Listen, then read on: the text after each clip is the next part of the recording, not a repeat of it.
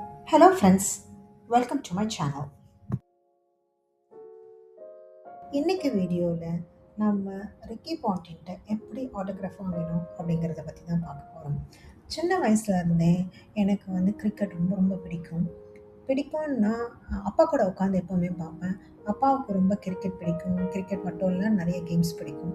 அந்த காலத்து டிவி ஆண்டனாலாம் திருப்பி கிடைக்கிற டைம்லே அவர் எப்போவுமே கிரிக்கெட் பார்த்துட்டே இருப்பார். அது ஒன் டே மேட்சாக இருந்தாலும் சரி, டெஸ்ட் மேட்சாக இருந்தாலும் சரி. தனியாக உட்காந்து பார்க்குறச்ச அம்மா எப்போவுமே திட்டுவாங்க. கூட சப்போர்ட்டுக்கு என்னையும் தம்பியும் உட்காத்தி வச்சு பார்த்துப்பாரு. அப்போ பார்த்துட்டு இருக்கும்போது இந்த ரூல்ஸ்லாம் சொல்லுவார். எது எல்பிடபிள்யூ, எது அவுட்டு, எது கேட்சு, எது காட் பிஹைண்ட், இது எல்லாமே எங்களுக்கு எக்ஸ்பிளைன் பண்ணிகிட்டே இருப்பார். இந்த ப்ராசஸில் எனக்கு ரொம்ப கிரிக்கெட் பிடிக்க ஆரம்பிச்சிச்சு. இப்போ கூட நான் ஐபிஎல்லை ரொம்ப ரொம்ப விரும்பி பார்ப்பேன். லாஸ்ட் இயர் நான் எல்லா மேட்சஸும் பார்த்தேன். இந்த இயர் கொஞ்சம் டைம் ஜோன் டிஃப்ரென்ஸால் என்னால் எல்லா மேட்சஸுமே பார்க்க முடியல. பட் கண்டிப்பாக ஹைலைட்ஸ் பார்ப்பேன். ஃபஸ்ட்டு நான் ரிக்கி பாண்டிங்க மெல்பர்ன் ஏர்போர்ட்டை தான் பார்த்தேன்.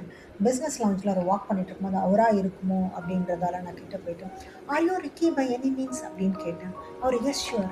ஸோ கூட ஒரு ஃபோட்டோஸ் எடுத்துக்கலாம் அப்படின்னு சொல்லிட்டு ஃபோட்டோஸ் எடுத்துக்கிட்டோம். அதுக்கப்புறம் அவர் நம்ம ஃப்ளைட்டில் தான் வராறான்லாம் தெரியாது. ஃப்ளைட்டுக்குள்ளே ஏறி பார்த்தோன்னா he is my behind the seat.